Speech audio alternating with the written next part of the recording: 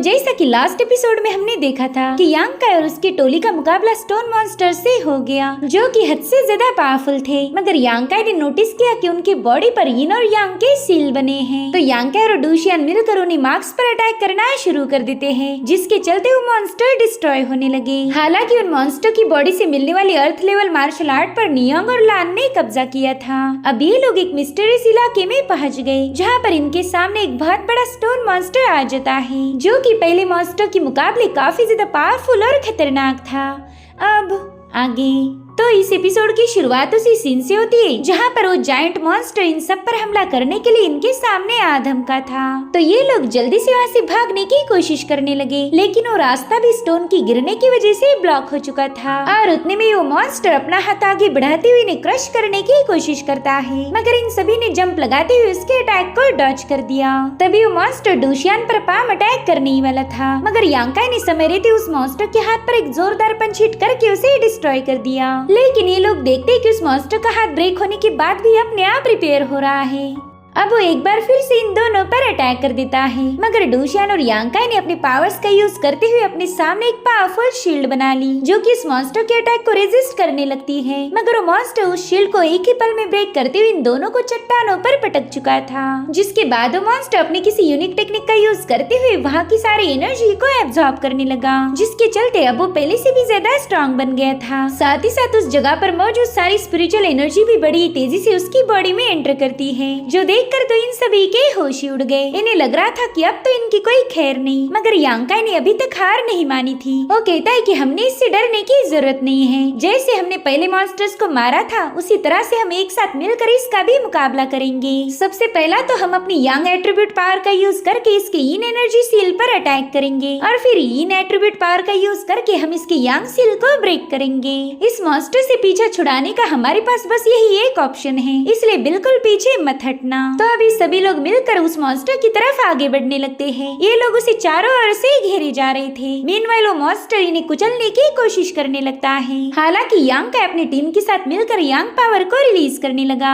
और वही दूसरी तरफ से लान और डूशियान अपनी इन पावर से उसके दूसरे हाथ पर अटैक कर देती है, जिसके चलते उस मॉन्स्टर के दोनों हाथ डिस्ट्रॉय होकर वो नीचे पटक गया। अब इन लोगों को लग रहा था कि चलो अच्छा हुआ ये मॉन्स्टर तो यहीं पर डिस्ट्रॉय हो गया है, मगर इनका अंदाजा बिल्कुल ही गलत निकला, क्योंकि जुआओ के पीछे से उस मॉन्स्टर का ब्रेक हो चुका हाथ बड़ी तेजी से आगे बढ़ता है। हालांकि जुआओ समय रहते पीछे हट गया, तब तक वो हाथ बड़ी तेजी से जाकर उस मॉन्स्टर की बॉडी से दोबारा से चिपक जाता है, और इसी तरह से उस मॉन्स्टर ने अपने दूसरे हाथ को भी जोड़ लिया था, जो देखकर तो इन सभी को काफी ज्यादा टेंशन आने लगा। और अब वो मॉन्स्टर जुआओ पर एक पंच हिट करने के लिए आगे बढ़ता है, मगर समय रहते यांकाई ने उसके अटैक को बड़ी शानदार तरीके से काउंटर करते हुए जुआओ की जान बचा ली। उन दोनों का एक फ्लैश इतना जबरदस्त था कि वहाँ पर बहुत ही तेज और रिलीज होने लगती है। साथ ही साथ यांकाई भी घायल होकर काफी दूर पटक गया था। अब इससे पहले कि यांकाई खुद को संभाल पाए, उस मॉन्स्टर ने सीधे अपने पाम के नीचे उसे क्रश कर दिया। वो मॉन्स्टर अपनी पूरी ताकत का यूज करते हुए यांकाई को अपने हाथ के नीचे दबा रहा था, जो देखकर तो डूशियान काफी ज्यादा इमोशनल हो गई। वो बिना अपनी जान की परवाह किए यांकाई को बचाने के लिए भागने लगी, मगर इससे पहले कि उस मॉन्स्टर के और करीब जा पाए, उस मॉन्स्टर के हाथ के नीचे से बहुत ही स्ट्रॉन्ग और रिलीज होने लगती है, जो देखकर यांकाई की टीम काफी ज्यादा हैरान हो गई। और अब हम देख पाते हैं यांकाई को, उसने अपनी गोल्डन बॉडी को एक्टिवेट कर लिया था, जिसकी पावर्स का यूज करते हुए वो उस मॉन्स्टर के हाथ को ऊपर उठाने लगा। यहाँ पर यांकाई अपनी पूरी ताकत लगा रहा था, जिसके बाद वो जोरों से चिल्लाते हुए इस मॉन्स्टर को पीछे ढकेल देता है। तब तक डूशियान भी यांकाई को संभालने के लिए उसके पास आ जाती है, ताकि वो मॉन्स्टर यांकाई पर दूसरा अटैक ना कर पाए। इधर वो मॉन्स्टर भी थोड़ा सा सरप्राइज था कि उसकी इतने भयानक अटैक को भी इस बंदे ने रेजिस्ट किया है, इसलिए अब वो इन दोनों पर एक जोरदार पंच हिट कर देता है, मगर इन्होंने समय रहते पीछे छलांग लगा दी, जिसके चलते उस मॉन्स्टर का अटैक डॉज हो गया। और तब तक जुआओ इनके पीछे से आकर इन दोनों को पकड़ लेता है। इधर यांकाई को महफूज देखकर उसके साथी भी खुश हुए थे। यांकाई उन्हें बताने लगा कि मेरी किस्मत काफी अच्छी थी कि उस मॉन्स्टर ने मुझ पर अपनी इन सील वाले हाथ से अटैक किया, वरना तो मैं कभी उसके अटैक को सर्वाइव ही नहीं कर पाता। मैंने उससे बचने के लिए अपनी यांग एट्रीब्यूट का यूज करके खुद की बॉडी को क्रश होने से बचा लिया। अगर उस मॉन्स्टर ने अपने यांग सील वाले हाथ का यूज किया होता तो शायद तुम लोगों को मेरी हड्डियां भी ना मिलती।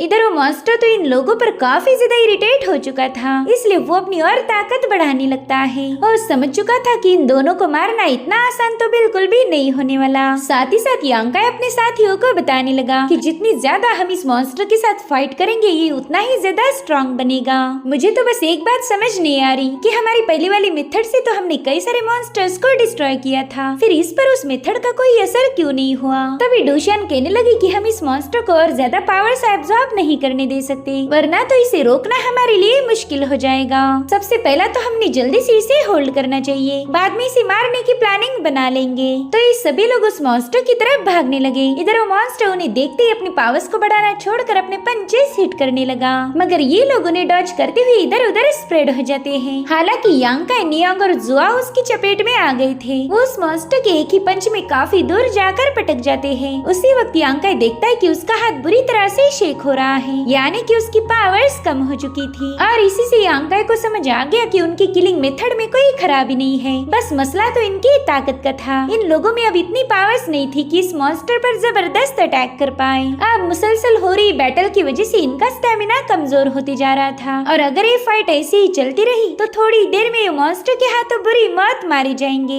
इधर वो मॉन्स्टर तो बस इन सब पर हमले किए जा रहा था, जिनसे बचते बचते इन सब की हालत खराब हो गई। साथ ही साथ इन लोगों से फाइट करके उस मॉन्स्टर की पावर कम होने की बजाय और ज्यादा बढ़ती जा रही थी, जो कि इनके लिए एक और बड़ी परेशानी है। नियोंग कह रहा था कि एक तो यहाँ से भाग निकलो, नहीं तो इस मॉन्स्टर को खत्म कर दो। इसके अलावा हमारे पास तीसरा और कोई ऑप्शन बाकी नहीं है। और तभी वो मॉन्स्टर अपने दोनों हाथों से इन पर हमला करते हुए इन्हें काफी दूर पटक देता है। तभी यांकाई इस मॉन्स्टर को केयरफुली ऑब्जर्व करते हुए इसकी वीकनेस ढूंढने लगा, और थोड़ा सा सोचने के बाद यांकाई के दिमाग में एक बेहतरीन आइडिया आती है। वो अब सीधे जाकर उस मॉन्स्टर की बॉडी पर क्लाइंब करने लगा, जो देखकर यांकाई के दोस्त तो काफी ज्यादा हैरान हो गए थे। वहीं पर वो मॉन्स्टर भी उसे पकड़ने की कोशिश कर रहा था, मगर यांकाई ने उसके मुंह पर एक जोरदार लात जड़ दी, जिसके चलते वो मॉन्स्टर थोड़ा सा कमजोर पड़ने लगा। और इसी मौके का फायदा उठाते हुए यांकाई के दोस्तों ने भी उस मॉन्स्टर की बॉडी पर क्लाइंब करना शुरू कर दिया। वो सभी अपनी अपनी पावर्स का यूज करते हुए इस मॉन्स्टर पर चारों ओर से अटैक करने लगे थे, जिससे वो मॉन्स्टर थोड़ा सा कंफ्यूज हो जाता है कि उसने पहला किससे निपटना चाहिए। और उसी वक्त यांकाई ने उस मॉन्स्टर के मुंह पर एक और जोरदार लात मार दी। साथ ही साथ जुआ और नियोंग को बताता है कि मैं इस मॉन्स्टर का ध्यान भटकाता हूँ, तब तक तुम इसके हाथ पर एक जोरदार अटैक कर देना।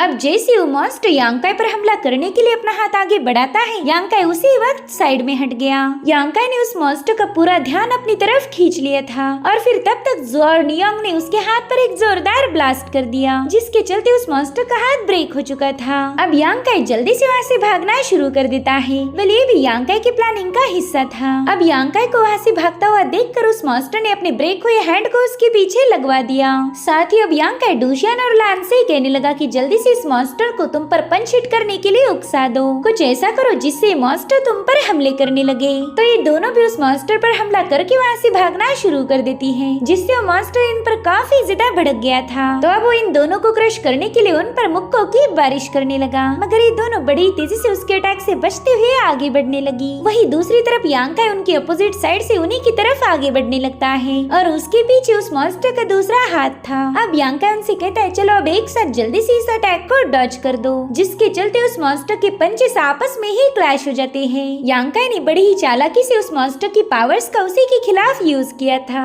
अब उसके इन और यांग पंचेस की क्लैश से वहाँ पर एक जोरदार ब्लास्ट हो जाता है, और इसी के साथ फाइनली उस मॉन्स्टर का किस्सा भी खत्म हो गया। हालांकि वहाँ हुई ब्लास्ट की चपेट में यांकाई भी आ चुका था, जिसके चलते डोशियान अब काफी ज्यादा परेशान हो गई। उसे डर लग रहा था कि कहीं इस अटैक में यांकाई बुरी तरह से घायल न हुआ हो, मगर वहाँ का धुआं छटते ये लोग देख पाते कि यांकाई बिल्कुल महफूज है। उसे जिंदा देखकर तो सबसे ज्यादा खुशी हुई थी डोशियान को, और रोते हुए यांकाई से कहने लगी कि अगर तुम हमारी मदद नहीं करते तो हम सबके सब उस मॉन्स्टर के हाथों मारे जाते। तुमने बड़ी चालाकी से उस मॉन्स्टर को खत्म कर दिया। इतना ही नहीं, जुआओ भी यांकाई का शुक्रिया अदा करता है, क्योंकि यांकाई ने कई दफे उसकी जान बचाई थी। मगर नियोंग को ये सब देखकर काफी ज्यादा गुस्सा आने लगा। उसे लगता है कि ये लोग बेवजह यांकाई को इतनी रिस्पेक्ट दे रहे, जबकि मॉन्स्टर को मारने में उसने भी यांकाई की जितनी ही मेहनत की थी। अब यांकाई लान को दिखाने लगा कि उस मॉन्स्टर की बॉडी से उसे एक मार्शल स्किल मिल चुकी है। तो लान ने जल्दी से उस मार्शल स्किल को हासिल करने के लिए अपना हाथ आगे बढ़ा दिया, क्योंकि वो अच्छे से जानती है कि इस जायंट मॉन्स्टर की बॉडी से निकलने वाली स्किल काफी ज्यादा पावरफुल होगी।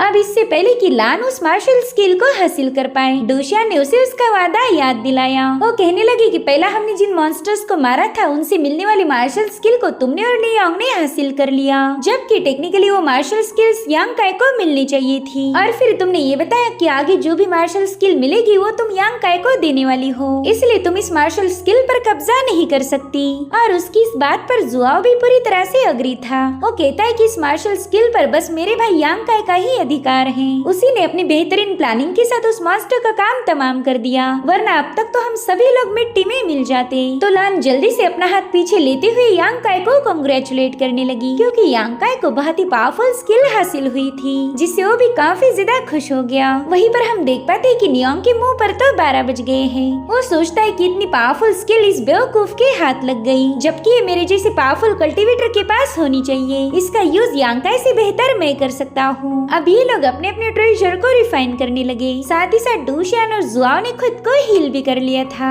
ताकि आगे बढ़ने वाली मुसीबतों का वो डट के सामना कर पाए। वहीं पर जुआओ ने अपनी मार्शल स्किल को रिफाइन करके उसका यूज किया, जो कि काफी ज्यादा पावरफुल थी, लेकिन अभी भी उसका पूरा ध्यान था यांग काई की मार्शल स्किल पर। इससे हमें समझ आता है कि ये बंदा हद से ज्यादा लालची है और आगे चल कर यांग काई के लिए कोई ना कोई मुसीबत जरूर से खड़ी करेगा। वहीं पर हम यांग काई को देख पाते हैं, उसने अभी तक अपनी मार्शल स्किल का यूज नहीं किया था। उसने बस उस स्किल को केयरफुली ऑब्जर्व किया, जिसके बाद तुरंत ही अपने पावर्स को एक्टिवेट करते हुए इस मार्शल स्किल को रिफाइन करने लगता है। उस स्किल के रिफाइन होते ही यांग काई की बॉडी से बहुत ही स्ट्रॉन्ग ऑरा रिलीज होने लगी। उस ऑरा का फ्लो इतना ज्यादा पावरफुल था कि वो पत्थरों को भी पिघला दे। नियांग और इस सभी लोग तो उस मार्शल स्किल को देखकर काफी ज्यादा सरप्राइज थे। साथ ही साथ नियांग को और ज्यादा गुस्सा आ रहा था कि इतना पावरफुल ट्रेजर यांग काई के हाथ लग गया। वहीं पर डोशियान तो यांग काई के लिए काफी ज्यादा खुश हो गई। वो कहती है कि ऐसी मार्शल आर्ट को मैंने पहली बार विटनेस किया है। यांग काई भी उसकी बात से पूरी तरह से अग्री था। वो कहने लगा कि ये तो अर्थ एंड हेवन की एनर्जी को भी बड़ी आसानी से एक्सप्लोर कर पाएगी, इसलिए मैं अपनी इस नई स्किल को नाम देता हूँ फ्लेम सन एक्सप्लोजन, क्योंकि इसके अंदर भी सन जैसी झुलसाने वाली पावर मौजूद है। और इसी के साथ एपिसोड यहीं पर एंड हो जाता है। Thank you so much for watching. Bye bye, take care.